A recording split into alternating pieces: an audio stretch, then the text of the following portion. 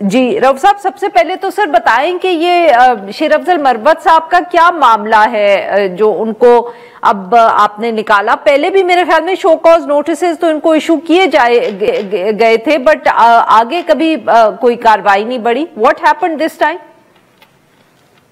Thank you. देखिए, काफ़ी दफ़ा आपने खुद फरमाया है कि बहुत दफ़ा इनको पहले भी शो कॉज नोटिस इशू किए गए हैं, और इनकी ये जो एक डिवाइसिव और डिसरप्शनिस्ट पॉलिसी थी होती है हमेशा, उसकी वजह से उनको शो कॉज नोटिस इशू किए गए। वो पार्टी के अंदर कुछ मामले जो हैं उनको खुश उसलूबी से तय करने की कोशिश की जाती है, तो मेरा ख्याल है कि उन्हीं कोशिशों की वजह से शेर अफजल मरवत साहब पार्टी से पहले नहीं निकाले गए थे। लेकिन सवाबी में जिस तरीके से उनका कॉन्डक्ट रहा है, जिस तरीके से उन्होंने लिटरली स्टेज को ऊपर कब्जा किया है और लोग एक साथ तकरीर कर रहे थे, उनकी तकरीर को डिस्टर्ब किया वगैरह वगैरह, तो ये तमाम जो रिपोर्ट होती है इसकी वो खान साहब के पास जाती है, तो उन्होंने कहा कि नहीं, no this is enough and we must get rid of him, so he is out of the party. Notification already उसका इशू किया जा चुका हुआ है। रऊफ साहब, तो ये बताएं कि अब आपने अगर उनको पार्टी से निकाल दिया है तो क्या आपके ख्याल में अब जो नेशनल असेंबली की सीट है जिसपे वो पाकिस्तान तहरीक इंसाफ को रिप्रेजेंट करते हैं, क्या वहां भी आप लोग इनको हटाने की कोशिश करेंगे? इज देयर एनी डिसीजन और एनी थिंकिंग टेकिंग प्लेस? क्योंकि हैं तो वो जब तक वो पार्लियामेंट में रहेंगे वो आपके एमएनए ही कहलाएंगे। मेरा ख्याल है कि जो मुझे पता चला वो ये है जी कि हम उनको कहेंगे कि वो अपनी सीट जो है वो खुद ही वेकेट करते हैं, वो रिजाइन करते हैं जी। आप देखते हैं कि अगर वो रिजाइन नहीं करते तो उसके बाद पार्टी फैसला करती है। सर, बट आप लोगों को यहाँ कोई घबराहट या तहफ्फुज़ात हैं इस हवाले से? क्योंकि बहुत से लोगों का ये भी समझना है कि अगर इस वक्त आप लोग कोई भी seat for whatever reason उसके ऊपर बाई इलेक्शन होता है, चाहे वो खैबर पख्तूनख्वा से ही हो, आप इलेक्शन जीत नहीं पाएंगे। देखिए, नंबर ऑफ सीट्स जो हैं वो कुछ असूलों के ऊपर कुर्बान की जाती हैं। पार्टी का हमेशा खासा रहा है। अगर आप 4 साल पहले भी जाएं तो आपको याद होगा कि सेनेटर्स के इलेक्शन में केपी में हमने अपने 22 से ज़्यादा लोगों को पार्टी से निकाला था, और हम ही एक वो पॉलिटिकल पार्टी है जो कि असूल की सियासत करते हैं, और ये नहीं देखते खान साहब के जी हमारे 2 बंदे चले जाएंगे या 4 बंदे चले जाएंगे। हाँ, जो बंदा जो है वो पार्टी के डिसिप्लिन को वायलेट करता है, पार्टी के साथ अपनी कमिटमेंट को वायलेट करता है, अपनी इंटेग्रिटी को कॉम्प्रोमाइज करता है, खान साहब की हमेशा से कंटेंशन ये रही हुई है कि वो पार्टी में रहने का हकदार नहीं है। सो इसी असूल की बेसिस के ऊपर ही शेर अफजल मरवत साहब के खिलाफ उन्होंने इस कार्रवाई का फैसला किया था।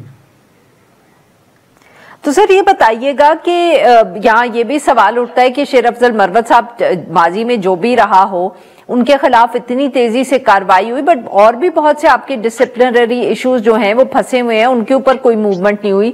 जैसे खुद हमें बताया गया था कि आपके कुछ मेंबर्स थे जो 26वीं आईनी तरमीम के वक्त पार्लियामेंट में मौजूद थे, या उनके बारे में कहा जा रहा था कि वो वोट करेंगे फॉर द अदर साइड। आपने उनको भी शो कॉज नोटिसेस भेजे थे, बट उसके बाद हमें मालूम नहीं हुआ कि उनके ऊपर क्या हुआ।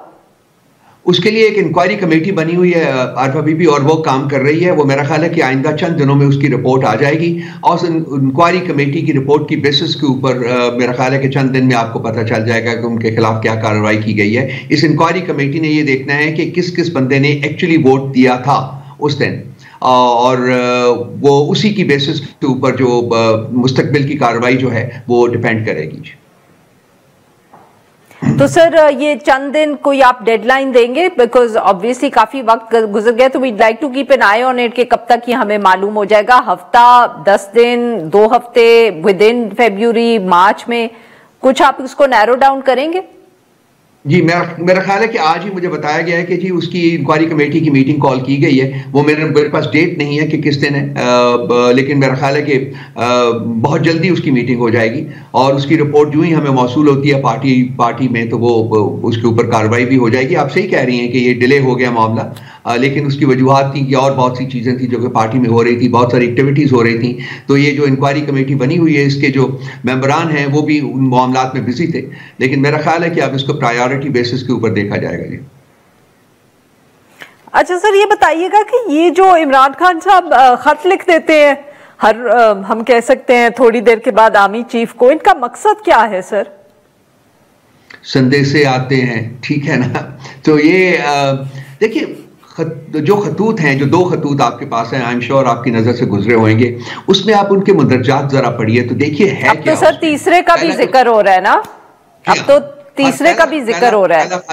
उसमें उन्होंने उसके इब्तदाइया में ये कहा है कि ये फौज भी मेरी है, ये मुल्क भी मेरा है, और हम चाहते हैं कि फौज और अवाम के दरमियान जो बढ़ते फासले हैं वो इंस्टीट्यूशन के लिए भी ठीक नहीं है, मुल्क के लिए भी ठीक नहीं है, और ये नहीं होने चाहिए फासले।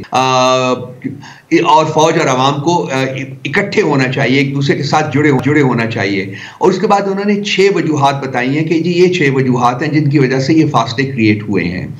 और उसके बाद उन्होंने आखिर में अपने जो इख्तिताम किया है उस लेटर का, उसमें कहा है जी कि ये जो इश्यूज हैं, ज़रूरत समर किया है कि इन इश्यूज को फौरी तौर के ऊपर हल किया जाए ताकि अवाम और फौज आपस में एक दूसरे के साथ जुड़ जाएं और वो जो इश्यूज हैं वो ख़त्म हो जाएं। तो ये एक बड़ा पॉजिटिव टोन में लिखा गया ख़त है, और एक नहायती सब्सटेंटिव किस्म की एनालिसिस के साथ उन्होंने कहा है कि जी ये इसका मसले का हल है। और मैं बहसियत फॉर्मर प्राइम मिनिस्टर ये ख़त लिख रहा हूँ, उनका एक स्टेटस भी है, उस मुल्क के वज़ीर आज़म भी रहे हुए हैं, और तकरीबन इसी किस्म के मुदरजात जो है वो सेकंड लेटर में भी थे। अब ये एक ऐसी पार्टी जिसकी जुबानबंदी हो चुकी हुई है, एक ऐसी पार्टी एक ऐसा लीडर जिसके मीडिया कवरेज जो है वो बंद की हुई है, जिसका नाम भी नहीं लिया जा सकता, जिसकी तस्वीर नहीं दी जा सकती, जिसका बयान नशर नहीं किया जा सकता। तो आप बताइए आरिफ हबीबी मुझे कि और क्या हमारे पास ऑप्शंस रहते हैं कि अगर वो कोई कम्युनिकेट करना चाहते हैं अब पाकिस्तान के अवाम से। नहीं सर, बट वो क्यों कम्युनिकेट करना चाहते हैं? एक तरफ आप लोग कहते हैं कि आप लोग एंटी एस्टैब्लिशमेंट सियासत भी इन अ वे कर रहे हैं, आप चाहते हैं कि मुल्क आइन के मुताबिक चले, तो फिर आप क्यों जो फौज है उसका हाईलाइट कर रहे हैं या उसको पॉलिटिक्स में लाने की कोशिश कर रहे हैं? ये सारे इश्यूज वहां बात करके उनकी सियासतदान का काम तो नहीं है ना सर कि वो आर्मी चीफ को खत लिखे? नहीं, उसमें हर्ज भी क्या है अगर वो फील करता है एक सियासतदान के मुल्क के मसाइल हैं। और पहले तो आप ये एस्टैब्लिश कर लीजिए ना कि ताकत कहाँ है, ताकत तो वही है।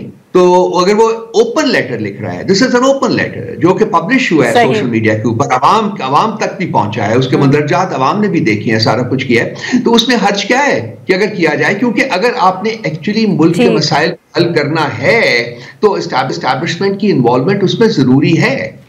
आप देखा होगा कि ये जो अच्छा सर, माफ करिएगा sir, we running out of time, एक सवाल आपसे पूछना था।